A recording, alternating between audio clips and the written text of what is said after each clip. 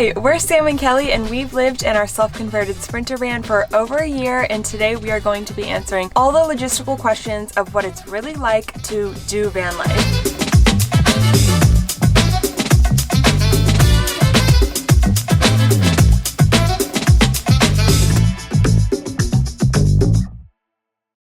So if you are thinking about converting a van yourself or living in a van, or if you just want to see us talk about our lives and our experiences, this video is for you. We asked on our Instagram, which is at Sam and Kelly's Van, and on our YouTube community, what kind of questions you had for us, and we gathered the juiciest and the most commonly asked questions so that we could answer them today for you. We're going to be answering questions like, did we take out a loan or did we have cash for our van? What we do with our dog when we leave the van. Also, are we doing van life Europe? Also, just like general logistics that we would have wanted to know when we first started looking into van life. So let's get into the first one. Let's get juicy questions started. Okay, starting with question number 1, Kelsey asked us, if you were to do it again, meaning our van build, what would we change and what would we keep? So the first thing that comes to my mind when I think what would we change, as far as the builds goes, I would absolutely not have done the floors first. It was a big mistake because now we can't change anything about the floors. Like, our floors are buckling a little bit in certain spots and we can't redo them pretty much. It just wasn't really necessary, and it's kind of a waste of flooring because you only need like a small section of flooring realistically. Yeah, I think we ended up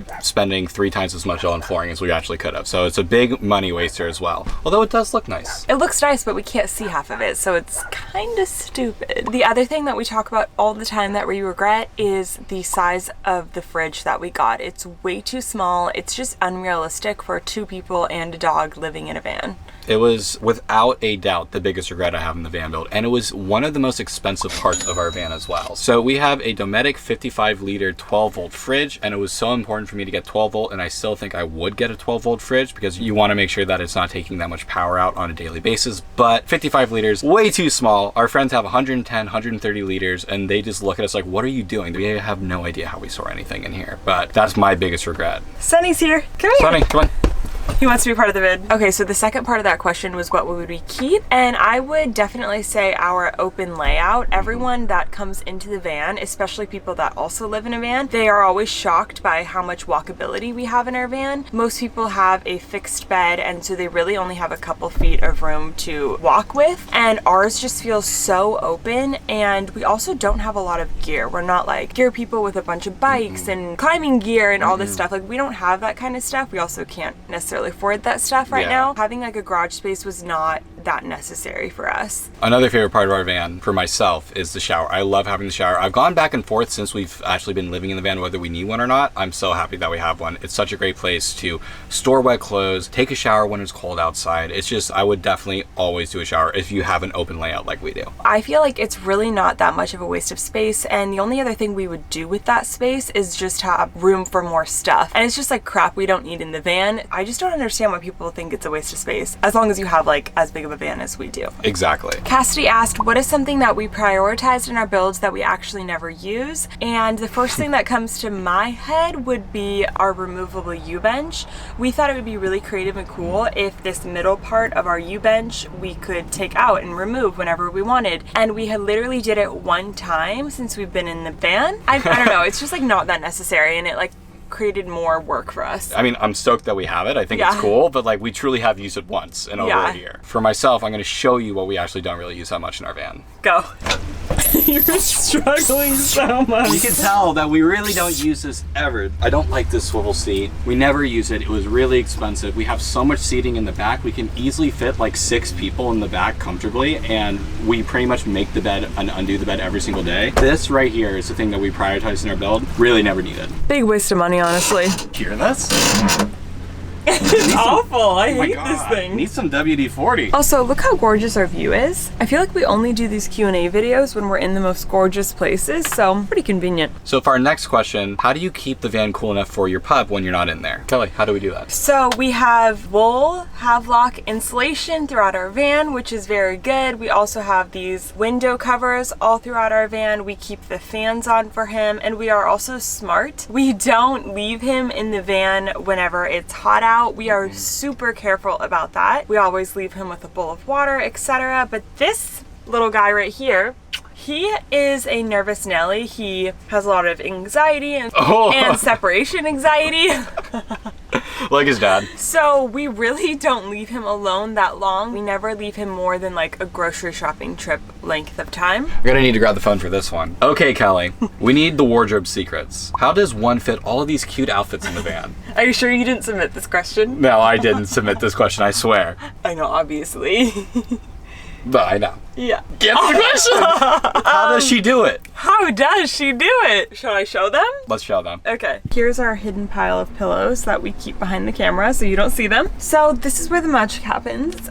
So I have 3 cabinets. I didn't notice how dirty that was. And here's some jeans, things like that. Basically, these are deep-ish cabinets. I separate them by like my t-shirts, my tank tops, all of that, my jeans, my yoga pants, and then like fancier items that I like rarely wear. Half of my clothes right now are at my parents' house because I'm going through them and deciding which ones I want to keep, which ones I want to get rid of. And I also have some space here in this nightstand right here that we call it. Plenty of room for all of my clothing, and normally if I get something I will try to swap it out eventually, and whenever it gets too crowded I know it's time to start getting rid of stuff. I don't know, it just works for me. I know before I moved into the van so many people were like, oh my gosh, how are you gonna fit your shoes and your clothes, and like making fun of how I was gonna make this work, but joke's on you, I've made it work. Also, like, to be honest, we all in life wear like the same like 3 outfits generally, but then we buy a bunch of stuff we don't need. That's a whole nother issue. I'm surprised no one wants to know how Sam gets his cute outfits in the van. It's a much more complicated process. So this question actually makes us laugh all the time because it's actually a very frequent question. This question was from someone that said, I feel like laundry would be the most annoying thing. How do you keep up? Which, this always makes us laugh because people are very curious about how we do laundry in the van because we don't have a washing machine. But then I wonder, what do they think people do in apartments that don't have a laundry machine? We do it like they do, or how we did when we lived in an apartment previously, is we take it to a laundromat. We usually go every like 10 to 14 days, depending on how much more clean towels we have is usually how we determine it. I remember when we were in the building process, I was like, okay, one thing that no one talks about is where do they put their laundry? So we made this U section right here, half bedding, half laundry, and it's been so handy. And usually when it's too full, we know it's time to go to the laundromat. So it's super easy. It's just like anyone does it in an apartment. The next question is a 2-parter. How do we find free and safe campsites? And also, how often do you stay at non-scenic campsites like a Cracker Barrel or a Walmart? So the first answer is how do we find the campsites is we use iOverlander primarily. The second option is asking for recommendations from friends who have stayed in whatever area we're going to. And the third is just using our eyeballs and looking at street signs and figuring out if this is like a safe area or if this could work for our van to not get ticketed, things like that. The good old eye test, you know? And then the second part to that is how often do we stay at non-scenic campsites? And the truth is honestly not that often. We kind of prioritize sifting through the iOverlander app and finding things through their photos section. We've only stayed at a Cracker Barrel one time. It was a good time. And that's pretty much it, right? Yeah, I think it was in Utah. We've never stayed at a Walmart. Pretty much everywhere we've been in the West Coast has been easy enough to find some kind of option within a radius of you. And it might not be the most beautiful locations, but we try to stay out of people's parking lots. Yeah, that's just for sure. Our preference. And going along with that question, the next question is, how do you park in a city? So actually right now we are in San Diego and they have a ton of rules about parking. So we do the best we can is all we can say about that. I'm a great parallel parker though. Look at this incredible parking I just pulled off. That's like a freaking book right there, right? Backside. Pretty damn good, I think. That's amazing. First tee.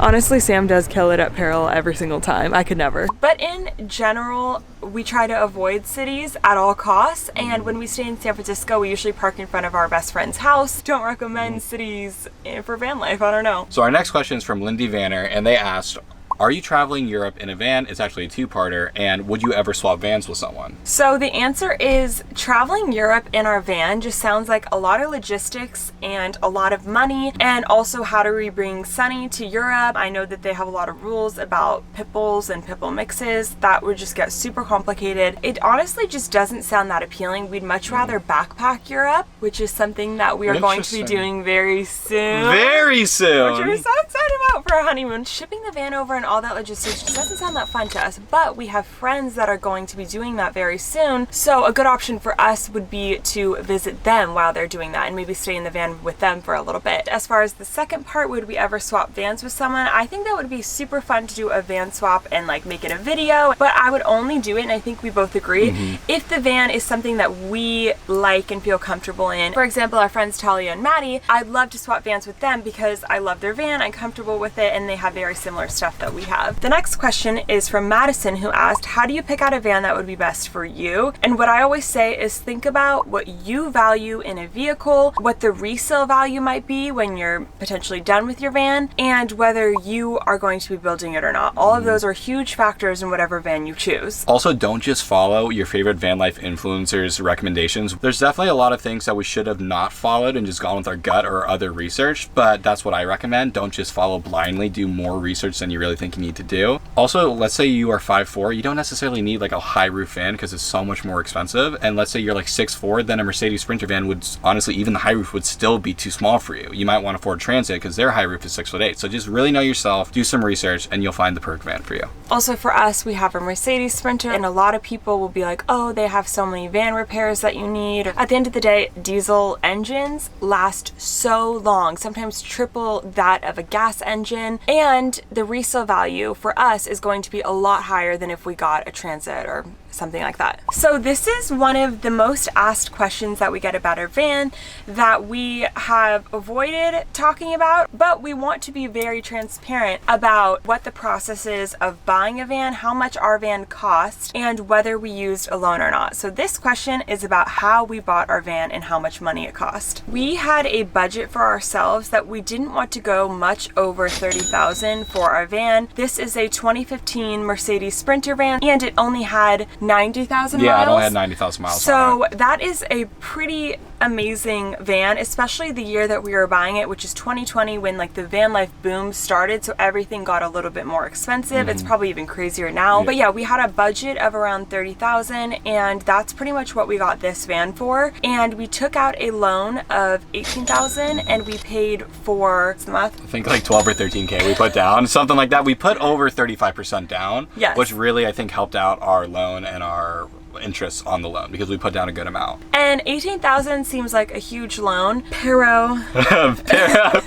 But we're paying it off. We have a 4-year loan, so we are only paying $400 per month, which is $200 a person if you put it like that. And it's basically our rent now. And our rent previously in LA was like quadruple that amount. So this is actually so much cheaper for us. And we're probably going to be in the van a couple more years. So it all just like made a lot of sense. And I don't know anyone our age that could have paid for this van outright. My jaw drops every time I see when people on YouTube be like, oh, so we bought our van outright. How? We're very happy with what we did, and we're really excited to hopefully pay off the whole loan while living in here. That's the goal. Also, this purchase was really meaningful in a lot of ways because it was an investment for us. Yeah, whenever I'm really stressed out about money, I always have to remind myself, like, hey, like as long as we're able to make some money, live comfortably in here, we do have a very valuable asset that we are basically living if we sold it for free and making money while living in this thing. So totally. That's how I justify getting the loan. Okay, the last question is advice for someone moving into their van. I would say don't stress the logistics. I know I like lost sleep when we were deciding to move into the van over so many small things like, oh my gosh, how are we gonna be safe? How are we gonna find water? Small things that like honestly don't matter, and you will figure out everything along the way. But I would say don't sweat the small stuff, because I'm sure if you're building a van, you have done so much research, so there's really not much to stress about. And also one other thing I really want to stress when you're building your van, if you are building it yourself, the first half you're gonna be like, everything needs to be literally perfect.